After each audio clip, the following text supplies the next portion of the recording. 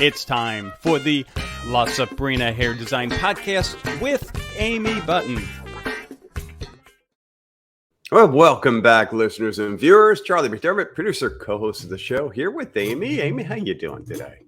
I'm doing very well. How are you? Doing terrific on this fine Monday. And I found that Mondays are awesome when you're not sick. So Yeah.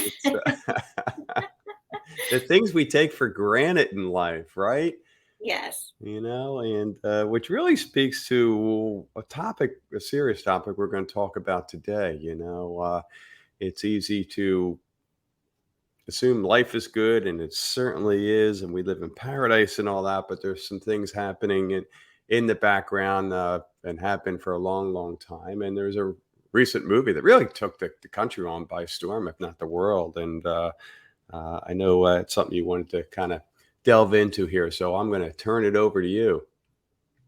Yeah, so there's a movie in the theater right now called Sound of Freedom, and in the salon, that's usually where I get most of my updates on like what songs are out or what movies are popular. But this one I knew was coming. The Barbie one took me by surprise because I didn't know that was coming. But You didn't? No. Oh my goodness. I'm like just out of the loop. So yeah, that's where I get my information, is standing behind the chair. But yeah, so that movie, it has done a fantastic job. And this whole story is about the founder of the Operation Underground Railroad, because modern day slavery is still a thing. And there is this organization, one of many, but this one is a phenomenal organization of military men or ex-military, and they create a task force and they go in and they rescue children of human that are in the human trafficking world being sold as slaves. Wow. And I have not seen it yet, but I I've listened to a podcast here and there and listened to the producer, I forget his name. So I know a little bit about the story, but so correct me if I'm wrong here, because it's been a few weeks, but it sounded like these agents or whomever they are, it was part of their task force, like you said, but then didn't they get pulled off, and the guy decided to just do it himself? I mean, it was pretty amazing, that piece of it. That are you familiar with that?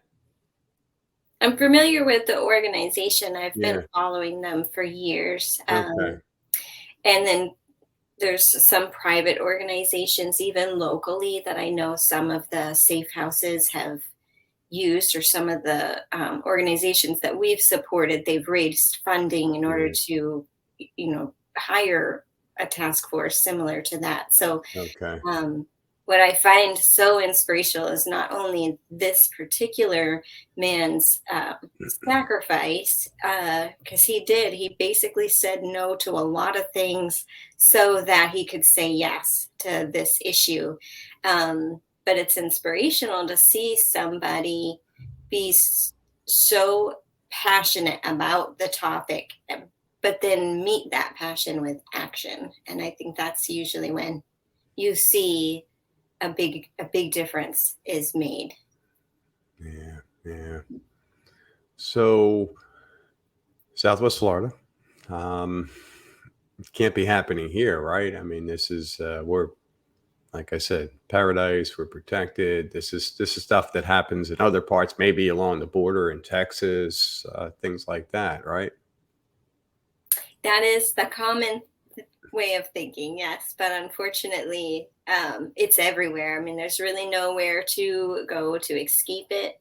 I know, like on a world scale, I mean, that it's an issue. It's been an issue for years, but unfortunately right now in the United States, it is, next to drug trafficking, it is the biggest. I think they're tied right now for the biggest crisis in America. That means it's happening in everybody's backyard.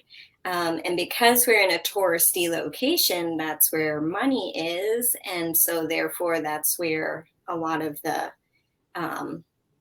victims are being found, or, the, um, I don't want to call it a need, but like they are fulfilling something Yeah. that is being Yeah. purchased here, is what I'm trying to say. So, Yeah. yeah, it's definitely happening in our backyard.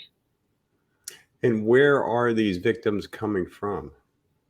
It's a lot of different kinds of places. I mean, the other way of thinking is, and I think even in the movie, they touch on this particular aspect where it's, kids being smuggled across the border.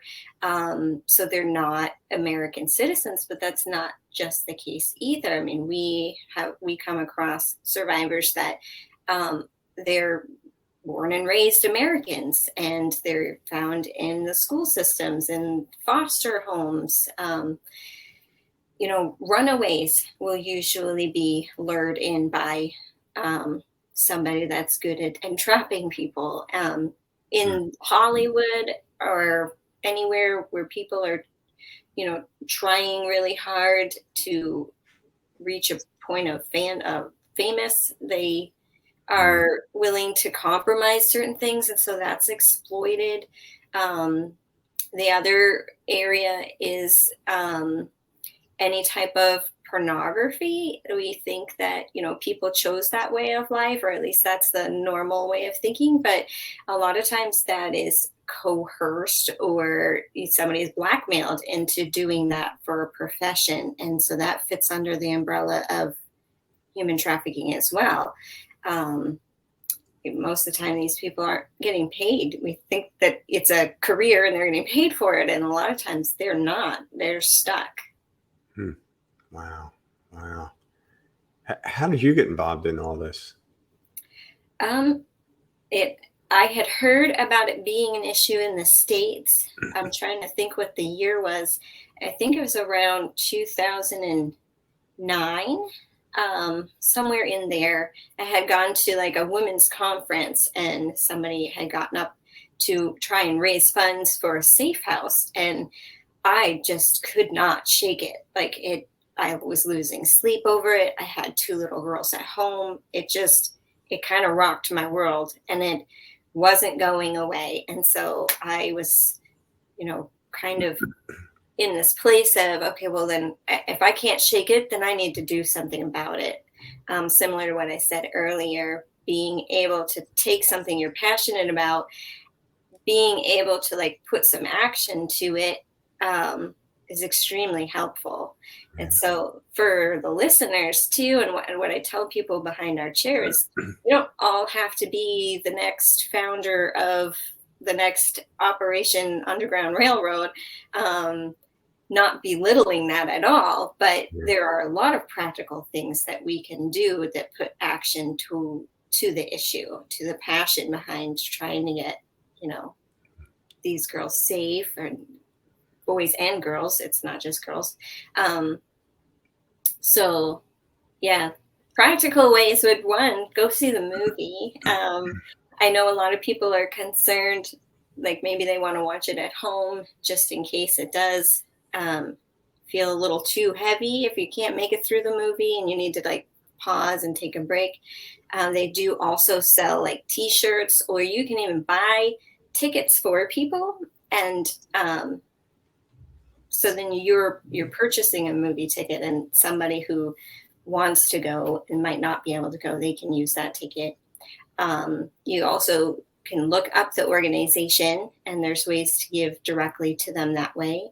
And then we have two galas coming up for two of the nonprofits that we are supporting as a salon, and their tickets are both launched and up for sale. One of them is for I Am Fuse, which can be found on their website. And that gala is in the end of September. And then Path to Freedom has a gala in January. And again, tickets are on sale for that. And those are great opportunities to put a little bit of action, and might even open up doors for other opportunities if Yeah. people are wanting to help out. And Amy, where do those funds go? So the funds for which thing? Well, we'll take them one at a time. The one coming up, the event coming up. The events coming up. So I know both organizations of each of those galas, they're raising funds for different things. And I don't want to get them wrong. I Yeah. do know the one in January, I believe they're raising funds because they need a second safe home, Amazing. more of a home that is designed for those who need a lot more attention than what they can do at the safe home they currently have. So it would be a great starting point for somebody that needs a lot of extra help before they move to the other one. So Yeah. I know they're raising funds for that. And then the I Am Fuse, that gala that's coming up in September, which is coming up quick. So if anyone wants to buy tickets, I would hurry. But they're trying to raise funds to get their first location, their first brick and mortar. They're doing so many amazing things as far as linking survivors to resources and the things that they need, but they don't have a physical place yet for them to come and maybe sit down and have a counseling session, or they do a lot of job training opportunities where you're giving the survivors a lot of different tools to move forward in life. It would be really helpful for them to have a place to hold those meetings. And then the safe house, or the safe house, Amy. I mean, how long does one stay there, or how does that work? It really depends on the situation. It depends on the age.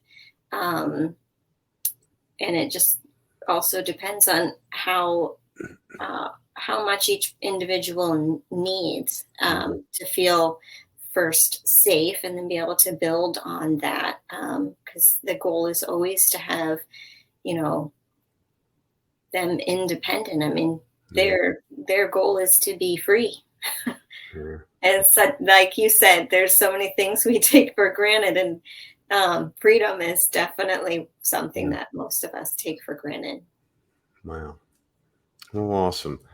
Well, Amy, share those two events again for your listeners so they can make a note of that. Sure. So I Am Fuse, and they have a gala, I believe it's September 30th.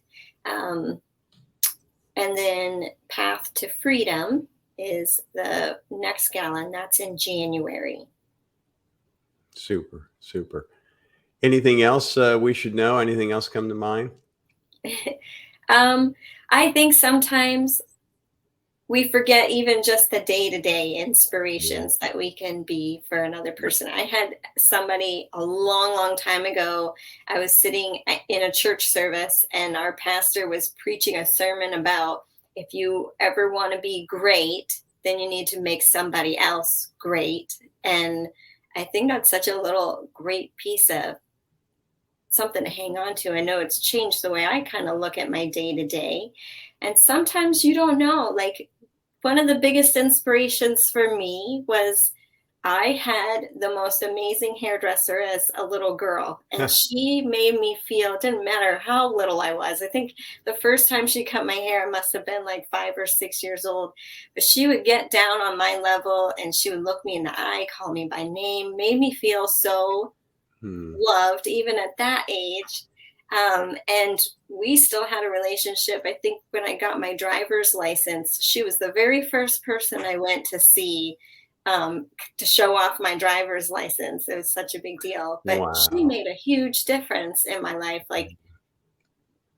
And she probably is one of the reasons why I became a cosmetologist, because she just made every single person feel so loved on. And that little tiny action, it didn't have to be this grand thing. I believe she went to work every day with that mentality that, if she wanted to do something great or accomplish something great, then she needs to make someone else great. And it didn't matter that I was 6 years old.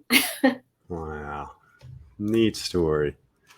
Well, Amy, thanks for all you're doing and sharing this important message. And We'll continue to talk about the events in future episodes. And speaking of which, until then, you have a great rest of the day there, Amy.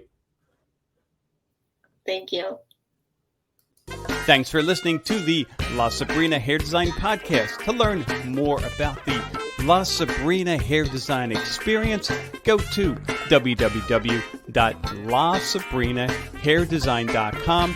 That's www.lasabrinahairdesign.com or call 239-537-9315.